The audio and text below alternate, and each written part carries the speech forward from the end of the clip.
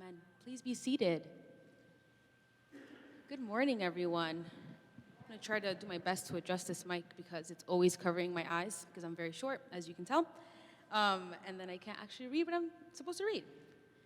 So, welcome. So good to see so many familiar faces and new faces. My name is Eva, for those of you who don't know me. And I'm just so grateful to be here to break open the Word together. Super simple gospel today. Just kidding. Obviously not. I was like, oh, the Transfiguration. I've never thought about this gospel as much as I should have, I guess.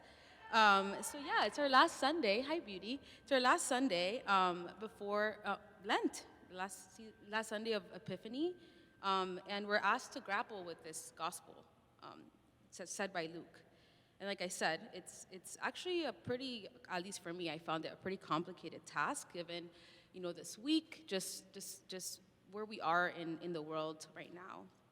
But I also think that as I reflected on it, it's a really important gospel to sit with as we prepare for the season of, waiting and being with Christ before his death.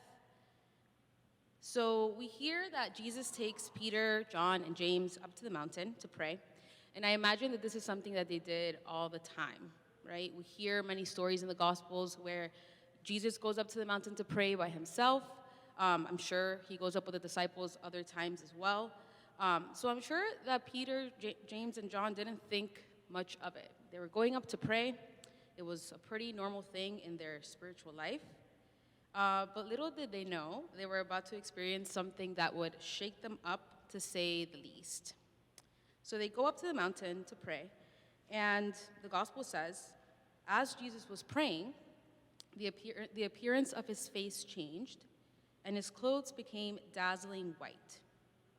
Okay, I know that we've heard this before, but take a minute to let that sink in. What does that mean? That's freaky. His face changed, and his clothes was shining. Okay.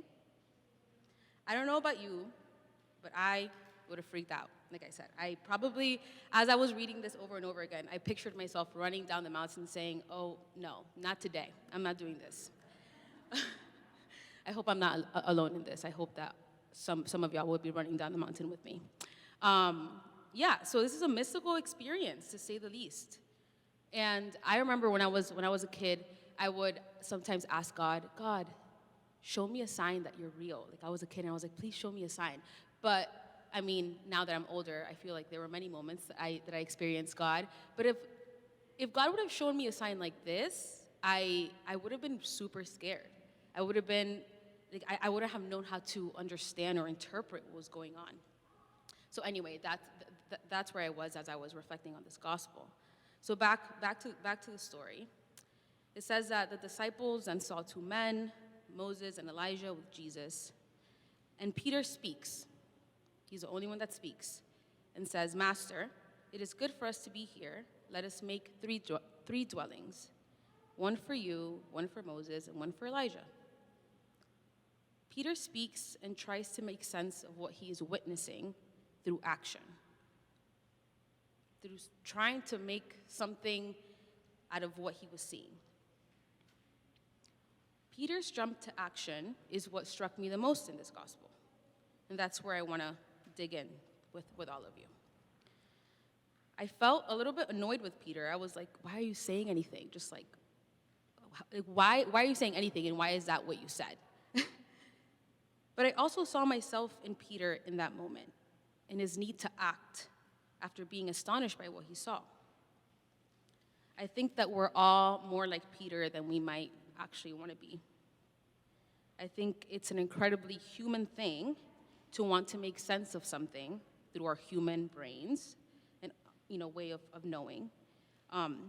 It's very common to try to put things into little boxes, to be like, okay, I saw this, so I'm going to try to make three dwellings or try to make sense of this.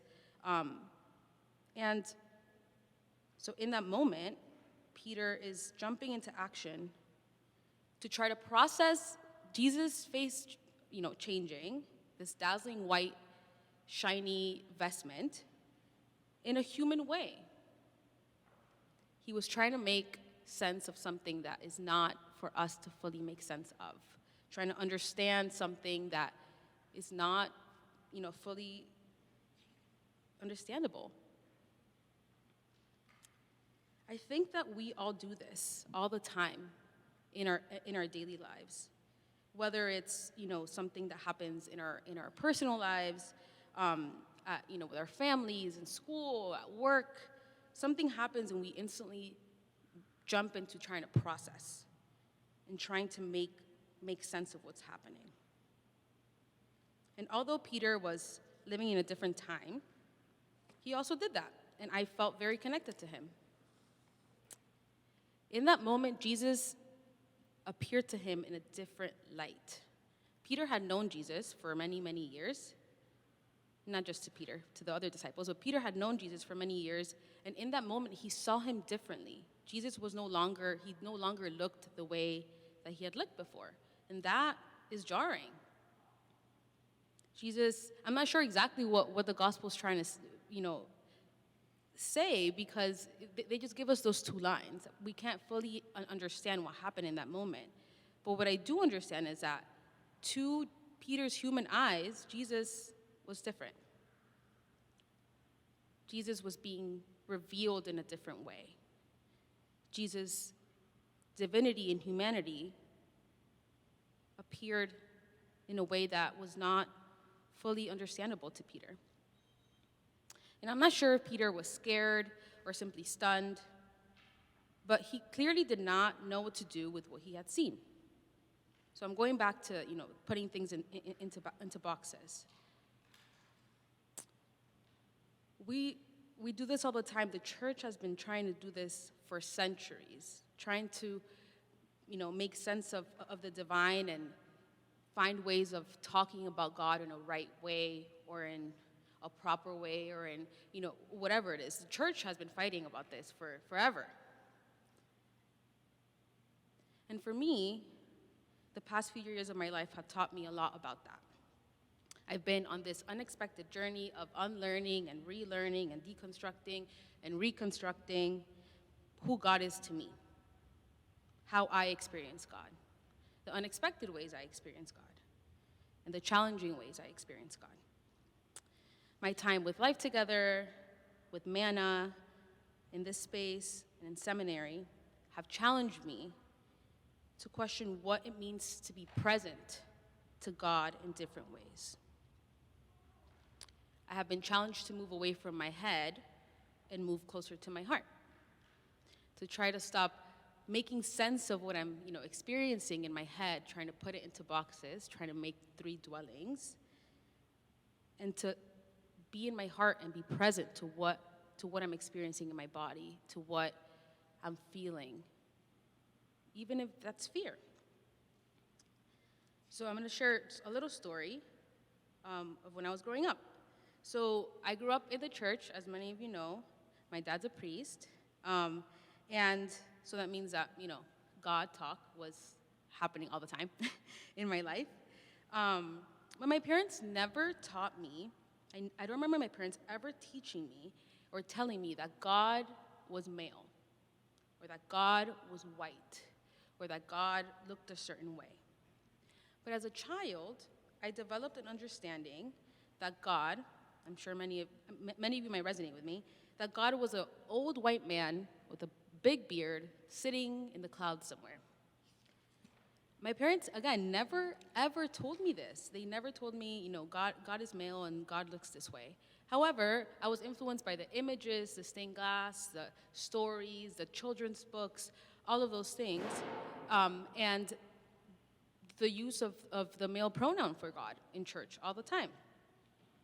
It became a norm in my life, and it wasn't something I even questioned, because how do you question who God is, who everyone's telling you God is? And although I don't remember exactly where I was the first time I heard a female pronoun being used for God, I do remember what it felt like in my body. I was stunned, shaken, and honestly confused. I was almost paralyzed, like I wanted to run away, even though it felt right. It wasn't, it didn't feel wrong. I just couldn't fully understand it. My brain couldn't wrap its head around it. My head couldn't make sense of a God, of God as she, or of God as they, or of God as anything other than what the norm was, which is God as he. I didn't know what that looked like, what it felt like, where I can find it. Like Peter, I tried to make sense of God with my human abilities, and they fell short. That moment, whenever it was the beginning of a journey of deconstructing my basic understandings of God. Now, I'm deep in that process of reconstructing my understanding of God.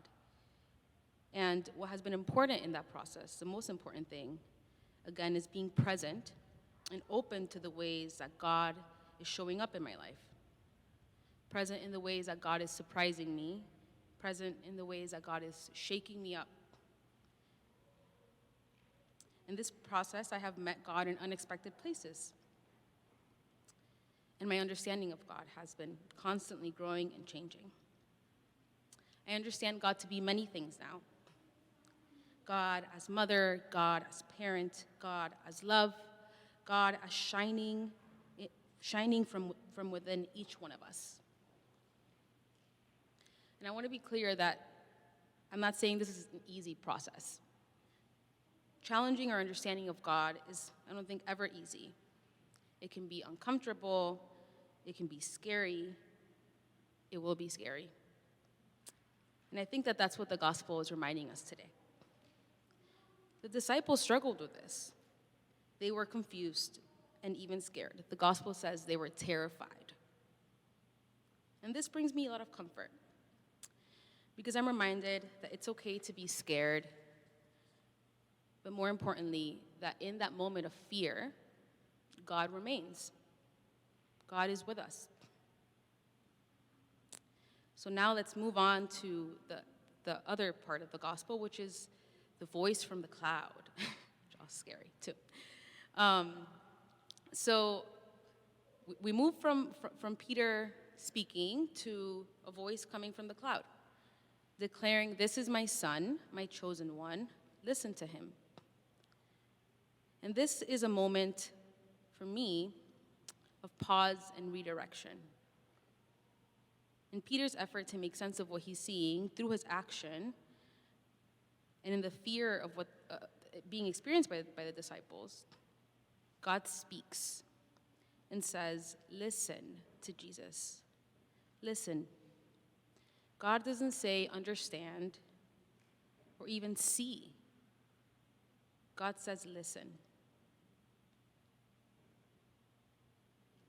And again, there are many ways that we can interpret this, but for me, it's a reminder to stop. To stop thinking so much, to stop trying to make sense of things, to stop trying to do, and to experience, to hear, and to be present. To be present to what I don't understand, to be present to God's divinity in unexpected places and people. And that is what I think I want us to take with us this morning. To be present when all we want to do is act, think, and process. To be present when our bodies are shaken and scared. To simply be and to experience God. And to let that experience challenge our understanding. To let that experience help us meet God and understand God in new ways. So I want to end with just a moment for us to be present to how we're feeling right now. If you feel comfortable closing your eyes or softening your gaze, if that's not something you're comfortable with, that's okay too. Do whatever you want to do to help your body be present in this moment. I've said a lot of things. And I want us to spend some time letting that land and sink in. And to think about, to listen to, What's coming up for you after hearing this gospel? What's coming up for you after hearing the sermon? Can you think of ways that your understanding of God has been challenged before? How did that make you feel?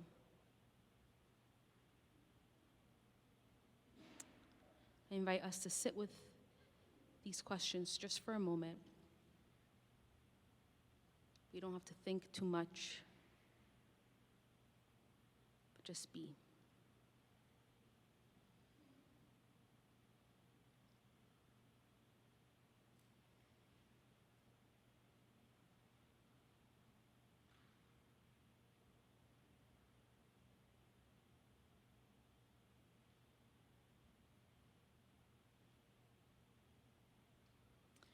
I pray that God reveals himself to us in unexpected places, in unexpected people, that we continue on this journey of learning how to love each other. Amen.